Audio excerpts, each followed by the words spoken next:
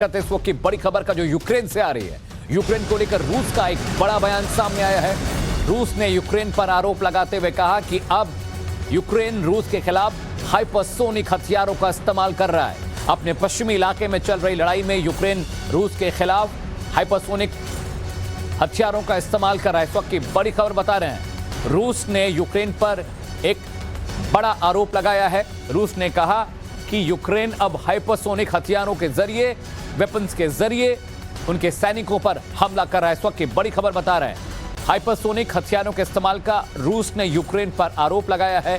रूस ने कहा कि यूक्रेन की सेना हाइपरसोनिक हथियारों का इस्तेमाल कर रही है। पश्चिमी इलाके में रूस यूक्रेन की सेना में आमने सामने जंग चल रही है और वहीं पर हाइपरसोनिक हथियारों के इस्तेमाल की बात सामने आई है।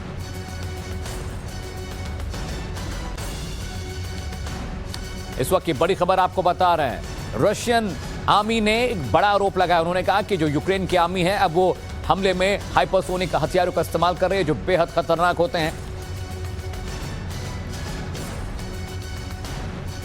और रूस यूक्रेन की जंग से जुड़े जो 10 बड़े अपडेट हैं वो भी आपके लिए जानना बेहद जरूरी हो जाता है। देखिए, पहला अपडेट आपको बताते हैं, यूक्रेन पर रूस के हमले का आज 24वां दिन है। जंग थमी नहीं है, अभी तक हमले जारी हैं, बर्बादी तबाही की तस्वीरें सामने आ रही हैं। दूसरा बड़ा अपडेट, यूक्रेन पर कई शहरों पर रूस की बमबारी हो रही है, इनमें सिविलियन इलाके भी शामिल हैं, साथ ही साथ सैन्य अड्डे भी शामिल हैं। तीसरा बड़ा अपडेट, लवीव में रूस की बमबारी लगातार जारी है और वहां से भी तबाही और बर्बादी की तस्वीरें देखने को मिल रही हैं। चौथा बड़ा अपडेट, रिहायशी इलाकों में रूसी सेना का हमला लगातार चल रहा है और अभी भी वहां पर हमलों की तस्वीरें लगातार मिल रही हैं, मीडिया वो तस्वीरें दिखा रही है। बारियापोल में रूसी सेना का बड़ा हमला, ये खबर है।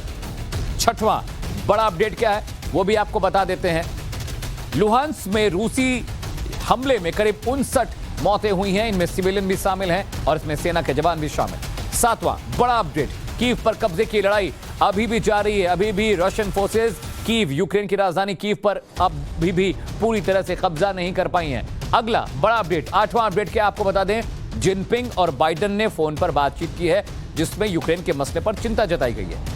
नौवां अपडेट, ये हमारी अखंडता बहाल करने का वक्त है। जेलेंस्की ने अपील की है कि हमारी अखंडता, हमारी सोवेनिटी की बात है ये। 10वां बड़ा अपडेट क्या है, रूस नहीं माना तो उससे भारी नुकसान होगा। जेलेंस्की ने एक बार फिर से रशियन फोर्सेस को, पुतिन को धमकी दी है कि अगर वो नहीं माने तो उनका बड़ा नुकसान होगा।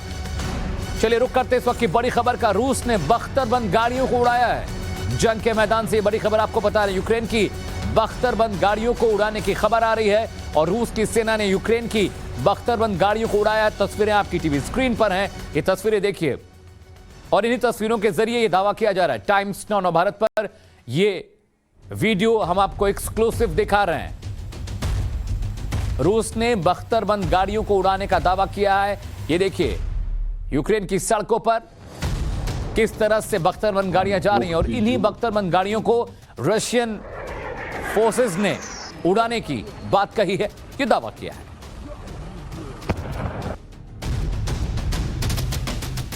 और इस बीच रूस और यूक्रेन के बीच युद्ध को 22 दिन से ज्यादा हो चले, अब वहां सिर्फ और सिर्फ विनाश ही दिख रहा है। यूक्रेन पर हमले का आदेश देने वाले व्लादिमीर पुतिन को दुनिया का एक खेमा डिटेक्टर के रूप में, यानी तानाशाह के रूप में देख रहा, तो दूसरा ऐसे नेता के रूप में जिस पर अपने देश की पुरानी हैसियत बहाल करने का जुनून सवार है और इसके लिए वो अमेरिका, नेटो और यूरोपीय यूनियन की धमकियों की परवाह भी नहीं कर रहा है। वजह जो भी हो वो, लेकिन इस संघर्ष की सच्चाई यही है कि यूक्रेन का विनाश अब महाविनाश की ओर बढ़ रहा है। एक रिपोर्ट दिखाते हैं आपको।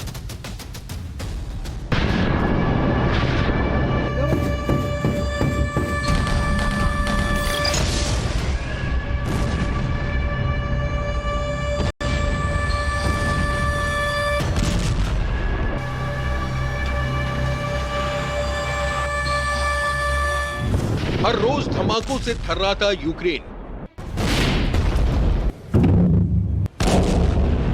हर रोज हवा में तैरती सायरन की गूंज, हर रोज आग उगलती रूसी मिसाइलों का कहर,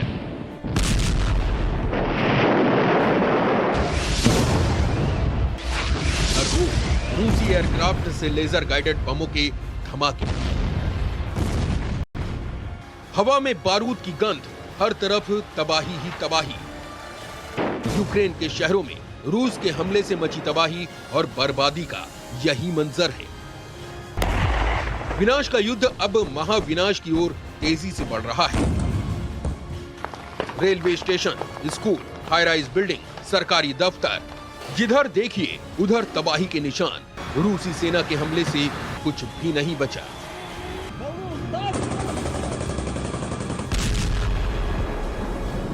जंग कभी भी कोई अच्छी खबर नहीं लाती, जंग कभी भी कोई सुखद समाचार नहीं लाती है। जंग हमेशा तबाही लाती है और मेरे ख्याल से ये तस्वीरें तबाही की तस्वीरें हैं जो हम आपको यूक्रेन के डिफरेंट इलाकों से दिखा रहे हैं। यहाँ पे आप देखिए, ये देखिए किस तरीके से ये जो बिल्डिंग है पूरी तरह से जल चुकी है।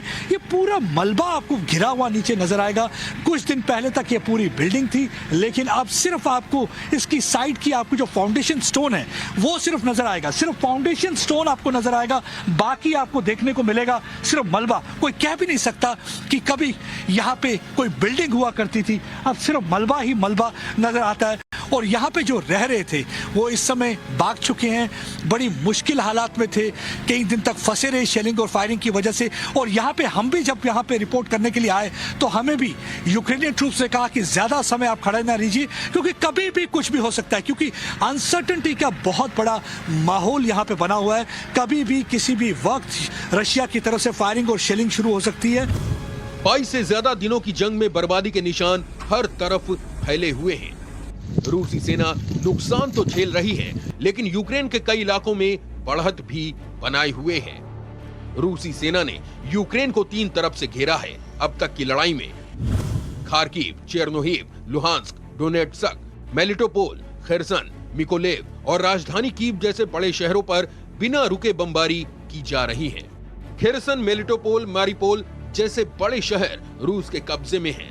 हालांकि कीव में अब भी जोरदार लड़ाई जारी है। यूक्रेन की सेना राजधानी कीव को हर हाल में रूस के हाथ में जाने से रोकने की कोशिश कर रही है और रूस इस पर किसी कीमत पर कब्जा चाहता है। युद्ध के पहले हफ्ते में ही सैटेलाइट से मिली तस्वीरों से रूस का 60 किलोमीटर से लंबा सैन्य काफिला राजधानी कीव की तरफ बढ़ता दिखा।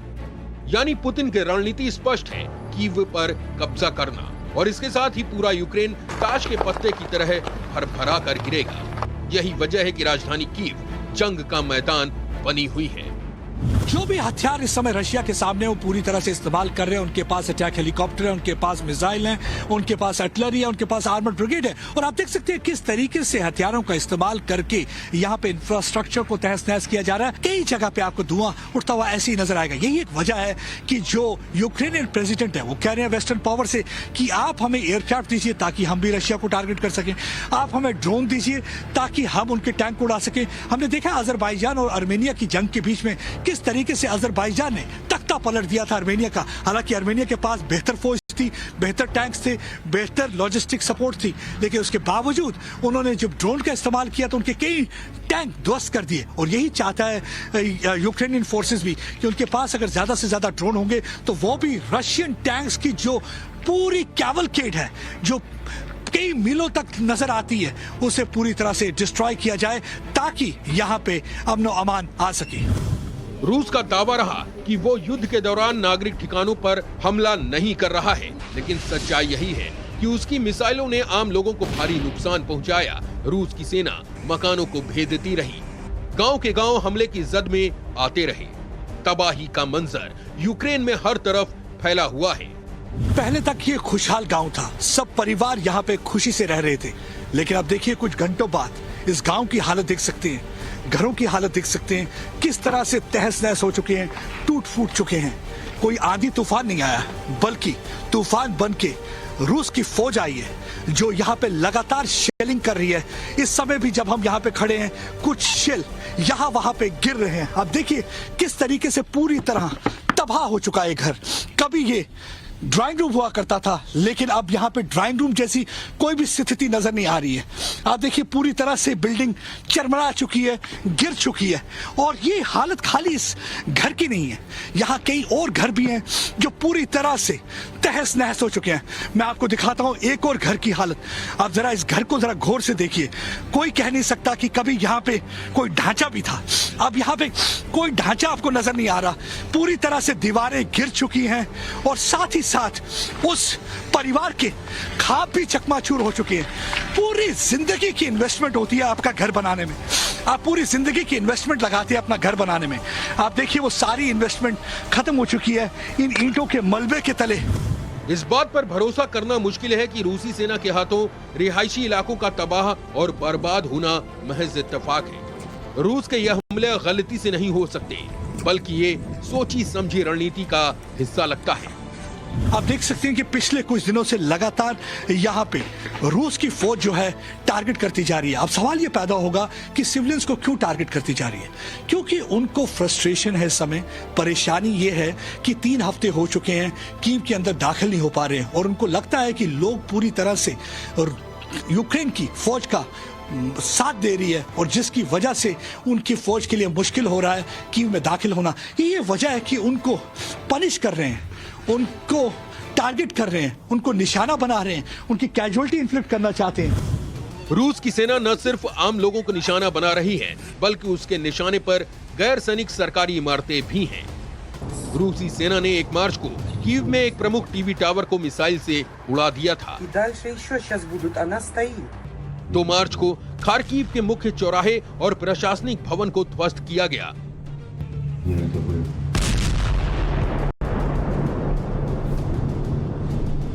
5 मार्च को कीव से कुछ ही किलोमीटर दूर इरपिन शहर में रूसी सेना ने पूरे दिन बमबारी की।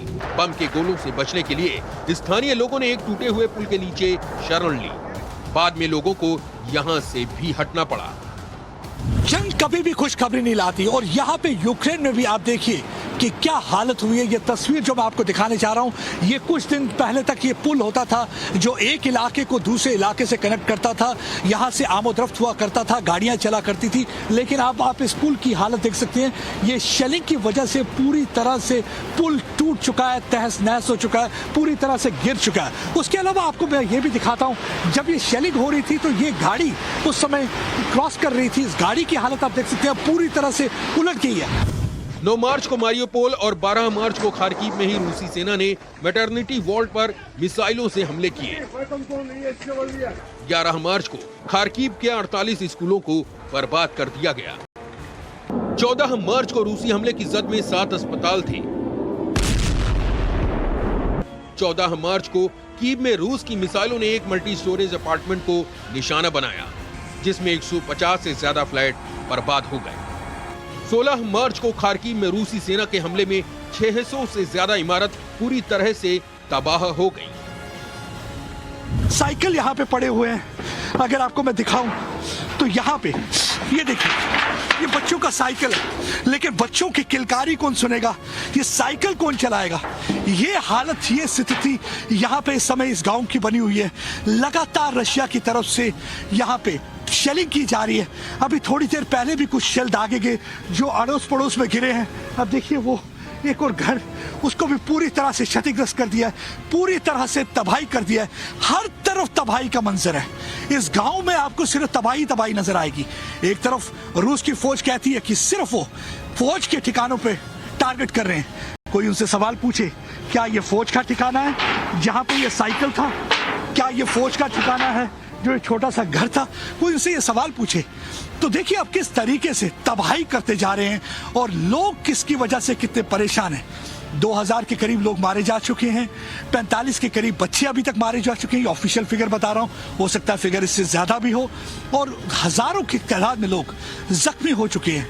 ना कोई स्कूल बख्शा गया है, ना कोई बिल्डिंग बख्शी गई है, ना बच्चों का अस्पताल बख्शा गया है, ना मैटरनिटी होम बख्शा गया है, ना ही कोई रेलवे स्टेशन बख्शा गया है। मतलब हर तरफ तबाही तबाही आपको नजर आती है और हर तरफ अगर आप देखेंगे तो आग, या तो आपको ऐसे मकान दिखेंगे तो या आपको ऐसी आग की लपटें नजर आएंगी। यूक्रेन का आरोप है कि रूस के ये हमले बेहद सटीक हथियारों से किए गए हैं। रूस आबादी वाले इलाकों में क्लस्टर बमों का इस्तेमाल कर रहा है। यूक्रेन की सेना लड़ रही है, आम लोग अपने देश को बचाने के लिए हथियार उठा रहे हैं। 18 से 60 साल तक की उम्र का हर व्यक्ति देश की रक्षा में लगा हुआ है। इससे कम उम्र के नौजवानों को रिजर्व फोर्स में रखा गया है। इसके अलावा शहर में नागरिक चेक पोस्ट भी बना रहे हैं, खंदक खोद रहे हैं, टायर जमा करके रखा जा रहा है ताकि जरूरत पड़ने पर रूसी सैनिकों को चकमा देने के लिए उसे जलाकर काला धुआं पैदा किया जा सके। मैं इस समय घर के अंदर हूं, आपको मैं दिखा सकता हूं कि किस तरीके से जो रशिया की तरफ से मिसाइल फायर किया गया उसकी वजह से पूरी दीवार के अंदर छेद हो गया।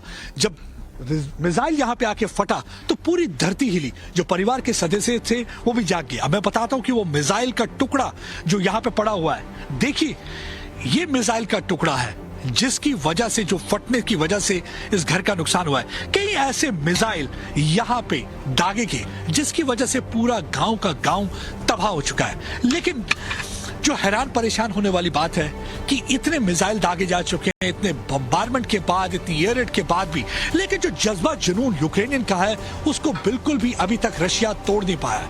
रशिया बहुत कोशिश कर सका है लेकिन उस जज्बा जुनून को तोड़ नहीं पाया। मेरे साथ यहाँ के नागरिक हैं जिनका एक घर है, उनसे बातचीत करते हैं। व्हाट यू वांट टू से? Putin terrorist. इनके हौसले का अंदाजा इसी से लगाइए कि रूस जैसे शक्तिशाली देश को अपनी जमीन से वापस भेजने के लिए ये पेट्रोल बम बना रहे हैं, ताकि जब रूस की सेना शहर में घुस आए तो उन पर छापेमारी युद्ध में इसका इस्तेमाल किया जा सके। इस समय मैं वेस्टर्न यूक्रेन में एक बियर फैक्ट्री में खड़ा हूं, लेकिन यहाँ पे आजकल बियर नहीं बनती बल्कि इन बॉटल्स को मोल्टोवा कॉकटेल यानी कि पेट्रोल बम में तब्दील किया जाता है। यहाँ पे यंगस्टर्स आते हैं, वो पेट्रोल बम बनाते हैं ताकि इस पेट्रोल बम का इस्तेमाल रशियन टैंक्स को उड़ाने में किया जाए। हमने देखा है कि हजारों की तादाद में रशियन टैंक इस समय यूक्रेन के इलाके में घुस चुके हैं। यही एक वजह है कि यूक्रेन की जनता भी पूरी तरह से अपने आप को तैयार कर रही है। लगातार आप देखिए किस तरीके से ये डिब्बे पड़े हुए हैं जिसमें सिर्फ बियर बॉटल है, ये खाली है, लेकिन उसके बाद इसमें ये केमिकल डालते हैं। केमिकल डालने के बाद देखिए ये बियर बॉटल जो है ये कन्वर्ट हो जाती है एक बॉम्ब में, और ये बॉम्ब एक बड़ा ही लीथल वेपन है। अगर इसे घुमा के रशियन टैंक की तरफ फेंका जाए तो उसमें आग लग जाती है, जिसकी वजह से रशियन टैंक पूरी तरह से तहस नहस और ध्वस्त हो सकता है। लेकिन खास बात इसमें है ये तस्वीर, आप देखिए इसमें जो लेबल लगाया जा रहा है वो पुतिन का लेबल है, उसे एक शैतान की तस्वीर दिखाई जा रही है और उसे कपड़ों के बगैर दिखाया गया, मतलब कि पुतिन आप पूरी तरह से एक्सपोज हो चुके हो और हमारे पास वो हथियार है जो आपके बड़े बड़े टैंक और बड़े बड़े शक्तिशाली वेपन्स को भी खल्लास कर सकता है। लेकिन इन बुलंद हौसलों के बीच सच यही है कि रूस ने यूक्रेन को चारों तरफ से जकड़ लिया है। उसकी थल सेना एक एक कर शहरों पर कब्जा करते जा रही है। एयरफोर्स की लेजर गाइडेड बमों ने भीषण तबाही मचा दी है। कीव से प्रदीप दत्ता, टाइम्स नाउ, नव भारत।